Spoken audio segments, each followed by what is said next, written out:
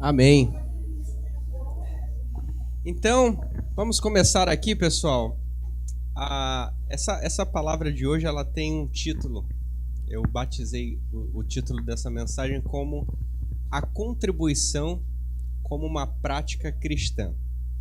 Mas antes da gente começar, eu tenho que levantar primeiramente uma pergunta, mas essa pergunta é para você responder para si mesmo, certo? E a pergunta é a seguinte: o que você tem feito para o suprimento do reino do Senhor aqui na terra? Eu vou melhorar essa pergunta para ficar um pouco mais claro. Nós, como cristãos, redimidos, uma vez lá que a gente reconheceu Jesus Cristo na nossa vida, a gente já tem algumas obrigações, se vocês não sabem. A primeira delas é de nós sermos piedosos, É de nós ajudarmos ali as viúvas, os órfãos. Então, isso já parte de uma obrigação nossa como cristão, tudo bem? Além disso, da gente entregar esmolas, da gente ajudar pessoas. Então, se você já está fazendo isso, ótimo, você já tem sido um bom cristão. Mas não é só isso. A prática da contribuição, e por isso é uma das razões da minha pergunta que eu faço, é o que a gente tem feito pelo reino do Senhor estabelecido aqui na terra. Ou melhor dizendo, para que a mensagem do Evangelho continue na boca dos missionários, para que as portas de uma igreja continuem abertas. Entenderam a diferença? Uma coisa é a gente fazer a nossa função aqui como cristão. Outra coisa é a gente contribuir para a continuidade dessa poderosa mensagem, que é a mensagem do Evangelho, a única que pode salvar a gente desse mal.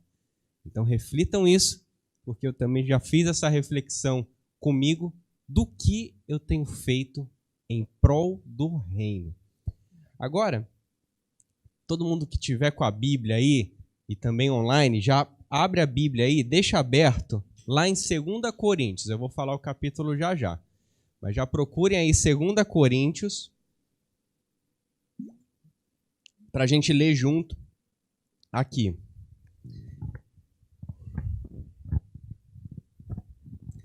Contextualizando essa história para vocês, Coríntios, isso significa que eram as pessoas que moravam numa cidade chamada Corinto, certo?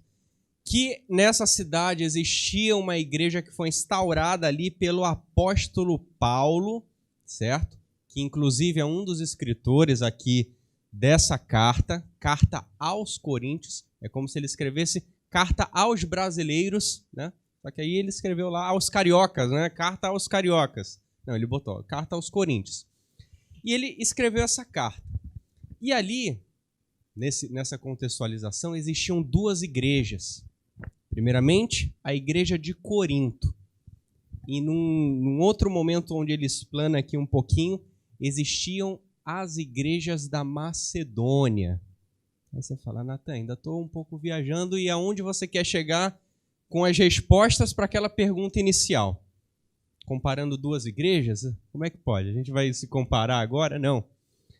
O que ele explana nesse contexto que a gente vai ler é a postura de uma igreja em prol do reino e de uma igreja que está sendo trabalhada, ainda vencendo os seus egoísmos, vencendo a sua individualidade, para entrar no caminho como as outras entraram. Então vocês já sabem aqui, as igrejas da Macedônia, por exemplo, eram as igrejas de Filipo, cidade lá da carta aos Filipenses, a igreja de Tessalônica, que era a carta aos Tessalonicenses.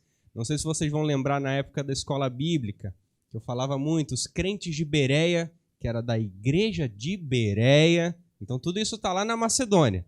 Então de um lado aqui, igrejas da Macedônia, e do outro lado, igreja de Corinto. Mas, ainda nessa contextualização, vocês precisam entender uma coisa. Naquele momento, igrejas estavam sendo plantadas nas cidades, nos lugares onde nunca sequer havia tido mensagem do Evangelho do Senhor. E essas igrejas da Macedônia, que eu coloco uma observação, eram igrejas pobres, eram igrejas ali que não tinham esses recursos, talvez, se a gente pensar hoje, tecnológicos de fazer, de chamar, de convidar, mas eram pessoas altamente dedicadas ao reino do Senhor, ou melhor dizendo, ao suprimento do reino. E eu estou falando de igrejas pobres naquele tempo.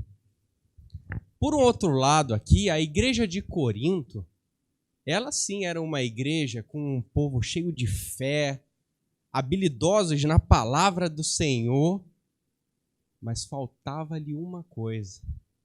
Faltava esse espírito do suprimento, da continuidade do reino. Segundo as palavras de Paulo, a igreja de Corinto, nesse sentido de contribuições, ela era nula, comparada às igrejas da Macedônia.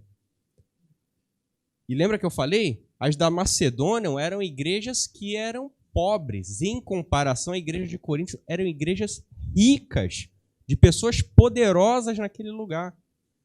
Mas existia essa discrepância. A gente vai ler agora em 2 Coríntios aqui um trechinho para entender melhor.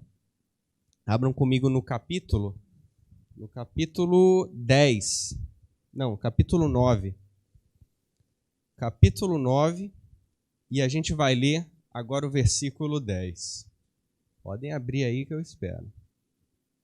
Segunda carta aos Coríntios, capítulo 9, verso 10. E diz assim: Ora, aquele que dá semente ao que semeia e pão para alimento, também suprirá e aumentará a vossa sementeira e multiplicará os frutos da vossa justiça, enriquecendo-vos em tudo para toda generosidade, a qual faz que, por nosso intermédio, sejam tributadas graças a Deus. Verso 12. Porque o serviço dessa assistência não só supre a necessidade dos santos, mas também redunda em muitas graças a Deus. Visto como, na prova desta ministração, glorificam a Deus pela obediência da vossa confissão quanto ao Evangelho de Cristo e pela liberalidade com que contribuís para eles e para todos. Enquanto oram eles a vosso favor, com grande afeto, em virtude da superabundante graça de Deus que há em vós. Graças a Deus pelo seu dom inefável. O que Paulo quer dizer com essas palavras aqui? Mas vocês viram aqui que ele repetiu pelo menos 2 vezes a palavra contribuição. Vocês viram? Contribuição. Por quê? As igrejas da Macedônia contribuíam no ministério de Paulo em abrir novas igrejas, em viagens, em fazer ações evangelísticas para a salvação das pessoas.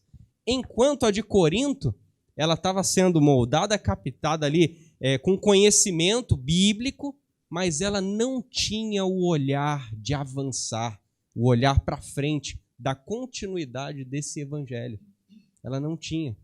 E aqui quando ele fala, que eles davam com liberalidade, e eu coloco aqui um adendo, camaradagem.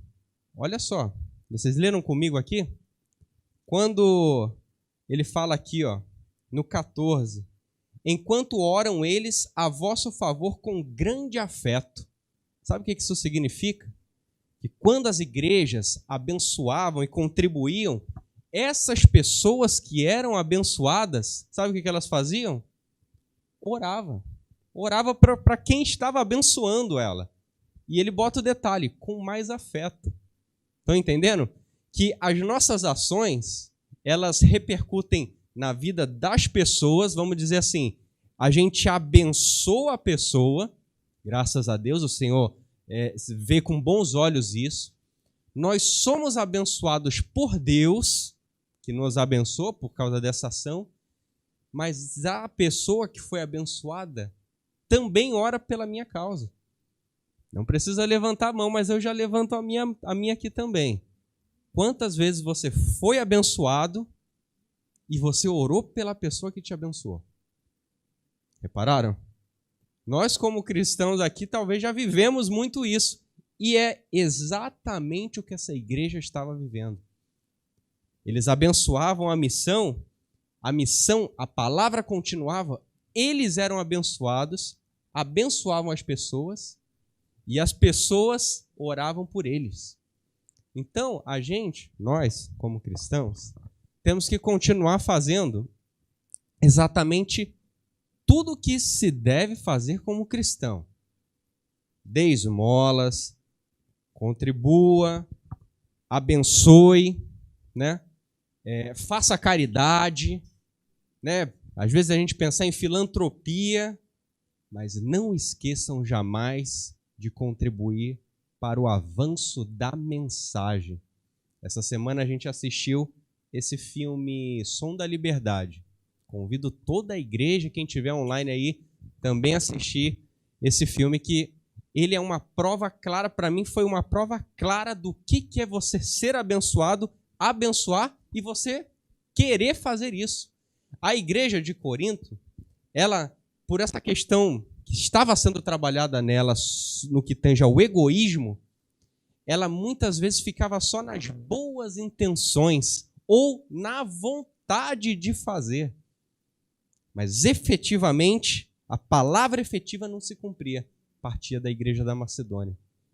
Não precisam levantar as mãos, mas quantas vezes vocês já sentiram vontade de entregar alguma oferta ou dar alguma contribuição e não executaram essa vontade? Simplesmente esquecemos. Quantas vezes até de boa intenção, poxa, legal, vamos fazer, vamos isso, vamos aquilo, a gente tentou, mas passou, esqueceu, você não executou o que você imaginou. Essa é a personificação da igreja de Corinto. Era cheia de boas intenções. Mas nós, agora que estamos aprendendo e vendo esse momento como um momento precioso do Senhor para a nossa vida, que é o momento de dízimos e ofertas, de todas as coisas que acontecem em um culto, né? A hora da adoração, da oração, da palavra de oferta, eu vejo esse momento como o mais precioso, né? Mais preciosos, porque esse momento é uma prova de sinceridade. Paulo ainda fala nesse capítulo sobre as contribuições de quê? Baseado nas proporções. Quem tem muito, dá muito. Quem tem pouco, dá pouco. Isso eu falando proporcionalmente. Agora, se a gente botar na realidade, quem tem pouco, o pouco que tem, às vezes já é a própria sobrevivência. Ou seja, desse pouco, o que se faz é um sacrifício. Para você, às vezes, tirar 10% do teu rendimento mensal, anual, para contribuir. Porque já tem pouco, e a gente, às vezes, não consegue cortar esse pouco para entregar liberadamente, com liberalidade à igreja. E quando eu digo igreja, aos santos aqui da igreja. Por quê? Reparem só, quando ele fala no versículo 12, ele fala assim, ó: porque o serviço desta assistência não só supre a necessidade dos santos, mas redunda em muitas graças a Deus. Então aqui ele está sendo especificamente transparente com as pessoas. É para o suprimento dos santos, é para a continuidade do reino, é para que a mensagem não se cale.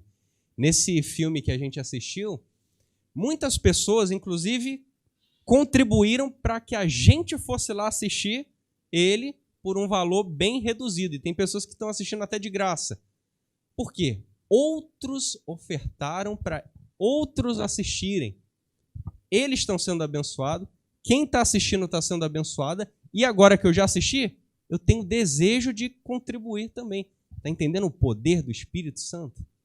Esse é o mover da igreja, e o mover da igreja ao nível mundial. Hoje estamos aqui numa sala, e quem também estiver online aí, fazendo parte de um momento que, para alguns pode ser um sacrifício, porque a gente pode estar pensando agora, meu Deus, início do mês, um monte de boletos, contas, etc., responsabilidades que a gente tem, mas ao mesmo tempo, prova de sinceridade com Deus. Senhor, o Senhor conhece meu coração. Sabe que eu posso, sabe que eu não posso, mas eu não quero viver só de boas intenções. Gostaria, Pai, de te entregar. Queria, Senhor, fazer. É boa a intenção, mas somente se executada. Porque senão ficamos como a igreja de Corinto. Tudo bem, ela estava sendo moldada, certo? Ela estava sendo moldada pelo apóstolo ali, que ministrava exclusivamente isso para eles. Mas que nós, hoje que recebemos essa mensagem, possamos, de bom grado, consciente, nada por pressão, nada por vergonha, mas sermos uma oferta ao reino. E quando eu digo a oferta, é você como oferta, para que a mensagem continue e que você contribua também para que a mensagem continue. Estão entendendo? Paulo ele dá vários passos aqui para a gente entender especificamente, não ter dúvida do que é feito, de como realizar e de como fazer. Uma das lições que ele fala é: se você quer contribuir, mas você tem alguma desavença com o teu irmão, não faça. Não faça. A mesma coisa da gente tomar ceia, o pão. Se a gente tem desavença com alguém, não tome, não entregue, não faça. Vá se reconciliar primeiro e aí volte para que a sua oferta ela seja purificada ali pelo fogo do Senhor. Outro passo, nós sermos a oferta. Deus deu dons, Deus deu talentos para que a gente execute a mensagem aqui na terra. Então, se a gente não é a própria oferta em si, entregue, calma, não adianta eu contribuir. Eu tenho que me enxergar primeiro e aí sim fazer. Então, vocês estão reparando que não é simplesmente a gente abrir uma carteira ou hoje que tem Pix, botar lá o QR Code e entregar. É mais sério do que isso, pessoal. As bênçãos estão declaradas aqui. Em outros momentos eu já ministrei as bênçãos da oferta e dízimos, mas isso é uma coisa exclusiva do teu coração, se você ama a continuidade da mensagem do Evangelho à frente, para que os santos não desistam, para que as igrejas não se fechem e para que o poder de Deus continue sendo manifestado no mundo. A gente está falando no mundo. Então, nesse momento, se você deseja fazer essa contribuição, primeiramente, examine o seu coração. Veja se há em ti algum mal, para que esse passo que você quer dar, gostaria, quer fazer, quer executar, seja um passo sincero. O Senhor conhece o rendimento, conhece tudo que já passou nas nossas mãos. Ele sabe de tudo, mas somos nós que decidimos entregar o dízimo, entregar a oferta. E o Senhor sabe as nossas condições. Mas isso é uma coisa particular. Cada um decide por cada um. Como uma prova de sinceridade ao nosso Senhor. Amém?